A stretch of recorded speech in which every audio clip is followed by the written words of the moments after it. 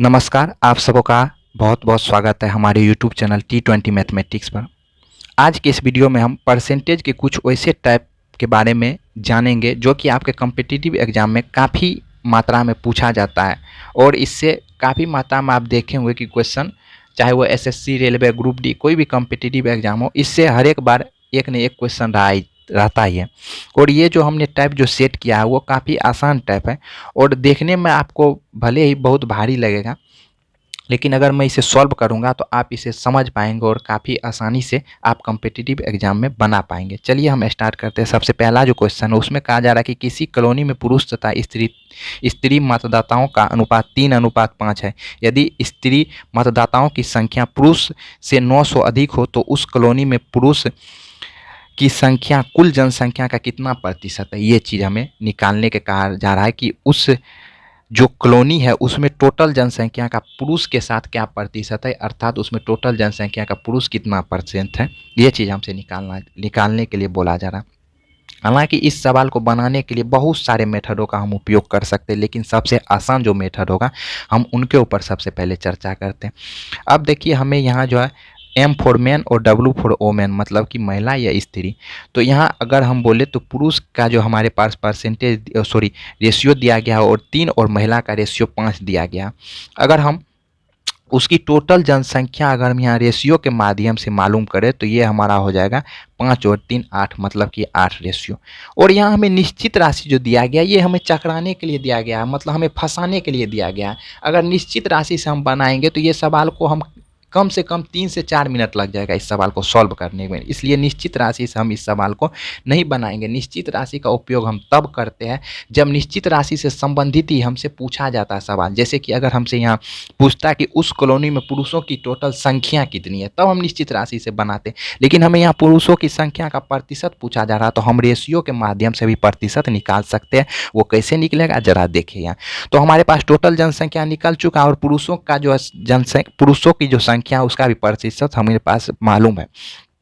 तो हम यहाँ जो है कुल जनसंख्या का पुरुषों में प्रतिशत पूछ रहा है, तो इसलिए कुल जनसंख्या को हम क्या करेंगे, कुल जनसंख्या को हम नीचे रखेंगे प्रतिशत के रूप में। और पुरुष का जो है पुरुष का जो रेशियो है, रेशियो 3 है। और परसेंटेज निकालने के लिए हम 100% से क्या करेंगे, गुना करेंगे। चलिए, रेशियो से रेशियो कट गया, 4 से 2 बार में और 4 से 25 बार में, तो ये आपका हो गया 75/2%। और इसी को बोल सकते हैं 37.5% या 37.5%। अब कुछ स्टूडेंट यहाँ फंसे होंगे कि यहाँ रेशियो 8 को नीचे क्यों लिखे और रेशियो 3 को ऊपर क्यों लिखें।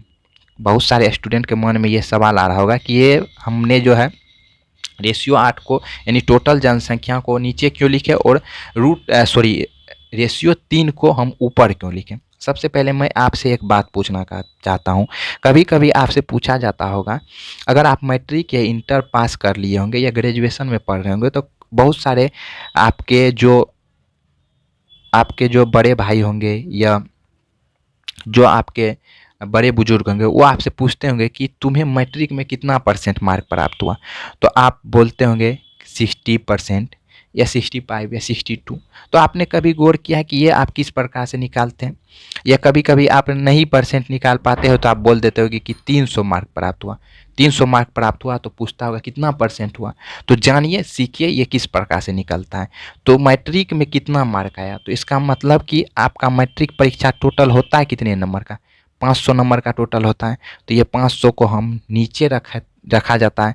और आप 300 नंबर लाए तो उस 300 नंबर को ऊपर और परसेंटेज निकालने के लिए 100 से गुना करते। ये यहाँ से कटा और 5 से जो है 20 बार में ये 60% आपका आ गया। तो अर्थात अगर आप 300 नंबर लाए तो आप 60% लाए। अगर 300 से अधिक लाए तो यहाँ 300 से अधिक ला के काट के आप अपना निकाल सकते हैं कि किस प्रकार से कितना परसेंटेज आया। तो उसी कंडीशन को हमने अप्लाई करके हमसे यहाँ पूछा जा रहा है कि कुल जनसंख्या का, शब्द पे भी जरा गौर करेंगे। जब किसी भी जो हमसे पूछा जाता है सवाल, उस सवाल में देखेंगे कि अगर शब्द के बाद का या से या में लगा हुआ रहे तो उससे पहले वाला जो हमारे पास कथन रहेगा उसको हम बट्टे के नीचे लिखेंगे।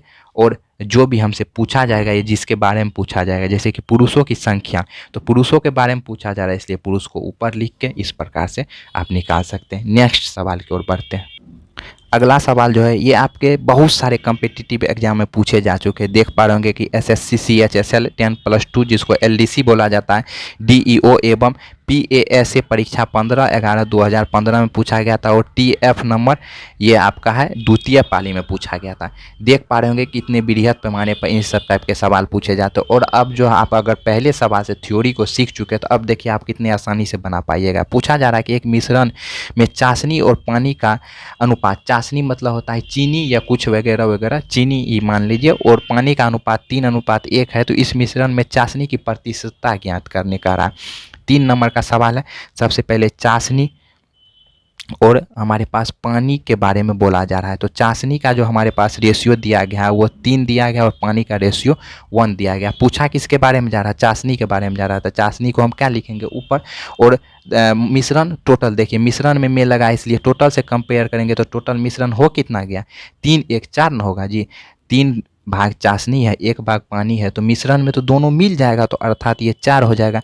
और हम जानते हैं कि परसेंटेज निकालने के लिए क्या करते? 100 से गुना करते। 4 से हो गया ये 25, तो ये आपका हो गया 25 दिया 75%। 75% आपका आंसर हो गया, जो कि ए नंबर में। कितना आसान है, अगर आप सीख चुके हो तो काफ़ी आसानी से बना सकते हैं। नेक्स्ट अगला सवाल जो है, पहले इसको गौर से पढ़िएगा। कहा जा रहा है कि एक धनराशि को 5:10:15:20 के अनुपात में 4 व्यक्तियों में बांटा जाता है। मतलब कोई धनराशि है उसको 4 भागों में बांटा गया है, तो उच्चतम हिस्से का कितना प्रतिशत न्यूनतम हिस्सा है? चलिए यहाँ क्या कहा जा रहा है कि उच्चतम हिस्से का किसमें लगा है जी? उच्चतम हिस्सा में। तो उच्चतम हिस्सा इसमें है क्या? उच्चतम मतलब जो सबसे बड़ा हिस्सा होगा उसी को उच्चतम हिस्सा बोलेंगे। तो का लगा हुआ उच्चतम हिस्सा में। और हमने कई बार आपको बोला है ऊपर की जिसमें का से या में लगेगा उसको हमेशा बट्टे के नीचे रखेंगे। तो उच्चतम हिस्सा है यहाँ कितना? 20 है, तो इसको बट्टा के नीचे लिखें। उसके बाद कितना प्रतिशत न्यूनतम हिस्सा, यानी न्यूनतम के बारे में पूछा जा रहा था। न्यूनतम हिस्सा कितना है? 5 है। और परसेंटेज निकालने के लिए क्या आप करेंगे? 100 से गुना 5 चौके 20, 20 से कट गया 25, तो ये आपका 25% आंसर हो गया। कितना आसान है। आप देख पा रहे होंगे कि RRC गोरखपुर ग्रुप डी परीक्षा 2014 में हाल ही में पूछा जा चुका है। हो सकता है कि इससे थोड़ा सा रिपीटेड फिर आपके आगामी ग्रुप डी परीक्षा में कर दें। नेक्स्ट क्वेश्चन की ओर बढ़ते हैं। चलिए अगला क्वेश्चन भी काफ़ी आसान सवाल है। अगर आप सीख चुके हैं तो आप इन सब सवालों को सेकंडों में सॉल्व कर सकते हैं। कहा जा रहा है कि एक आदमी अपनी आय का 80% खर्च करता है और शेष बचाता है, तो वो अपने खर्च का कितना प्रतिशत बचाता है? चलिए इसमें लिखना कुछ नहीं है, आप खुद जवाब दीजिएगा। सबसे पहले बताइए किसमें का लगा हुआ?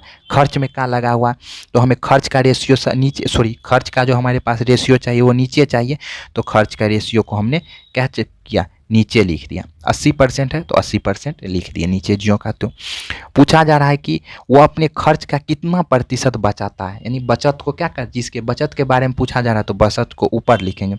चलिए अब यहाँ से पहले निकालते हैं।